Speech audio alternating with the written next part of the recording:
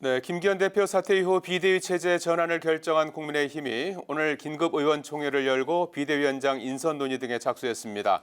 더불어민주당에서는 이재명 대표가 통합 비대위 요구에 대한 입장을 내놓지 않았고 이와 관련해서 홍익표 원내대표는 소수 의견이라고 일축했습니다. 자세한 소식 취재기자 연결해 알아봅니다. 장정현 기자. 네, 국회 중앙홀에 나와 있습니다. 먼저 국민의힘 의원총회 소식부터 전해주시죠. 네, 국민의힘이 오전에 긴급 의원총회를 개최했는데요. 윤재욱 대표 권한대행은 의총을 시작하면서 김기현 대표가 사퇴하면서 선당 후사의 모습을 보여줬다고 말했고요. 당이 신속한 회복력을 갖기 위해 구성원들이 허심탄회하게 소통하고 다 같이 해결 방안을 찾아야 한다고 강조했습니다.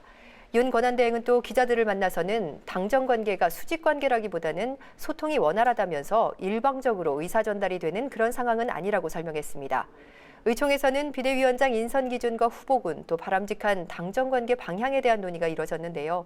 특히 한동훈 법무부 장관을 비대위원장으로 주장하는 의원들과 이에 반대하는 의원들 간 설전이 뜨거웠던 것으로 전해집니다. 예, 장정현 기자, 더불어민주당 내에서도 비대위 구성과 이재명 대표 사퇴 요구가 나오는데 홍익표 원내대표는 소수 의견이라고 선을 그었군요. 그렇습니다. 홍익표 원내대표가 오늘 아침 언론 인터뷰를 통해 당내 공감대를 얻고 있는 의견은 아니라고 밝혔습니다. 이재명 대표가 없는 총선을 치르자는 주장은 매우 소수라는 건데요. 이낙연 전 대표가 신당 창당을 공식화한 데 대해서는 이낙연 전 대표와 이재명 대표가 이유를 불문하고 만나서 대화했으면 좋겠다는 의견을 내놨습니다.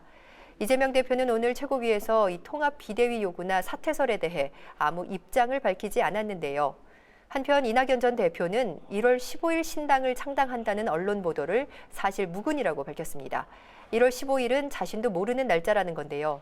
국민께 이렇게 하고자 한다라고 보고드리는 건 새해 초가 될 것이라고 말한 바는 있지만 거기에서 더 나아간 것은 없다면서 일단 속도전에는 선을 그었습니다. 네, 이재명 대표가 해병대원 사망 사건 은폐 의혹에 대한 윤석열 대통령의 결자 해지를 촉구했죠. 그렇습니다. 이재명 대표는 최고위에서 이 대통령 외압이 있었다는 얘기를 들었다는 군 검사 진술을 확보하고도 군 검찰이 이 내용을 재판에 제출하지 않았다는 얘기가 있다고 말했습니다.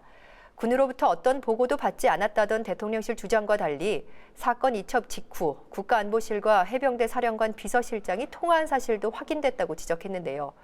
이 대표는 윤 대통령이 외압에 대한 국민의 물음에 답해야 하고 여당도 진상 은폐에 집중할 것이 아니라 신속하게 특검법을 처리할 수 있게 동참해야 한다고 주장했습니다.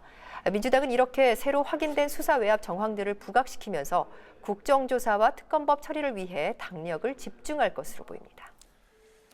자, 장정현 기자, 800만 관객을 목전에 둔 영화 서울의 봄이 인기몰이를 하고 있는데요. 국민의힘이 민주당을 향해서 서울의 봄을 이용해서 국민의힘의 독재 이미지를 씌우고 있다고 비판하면서 반격했군요. 그렇습니다. 국민의힘이 12.12 쿠데타를 일으킨 하나회를 척결한 건 국민의힘의 뿌리인 김영삼 대통령의 문민정부였음을 강조했습니다. 그러면서 민주당이 서울의 봄을 이용해 군부 독재의 부정적 이미지를 윤석열 정부와 국민의힘에 덮어 씌우려 한다고 비판한 건데요.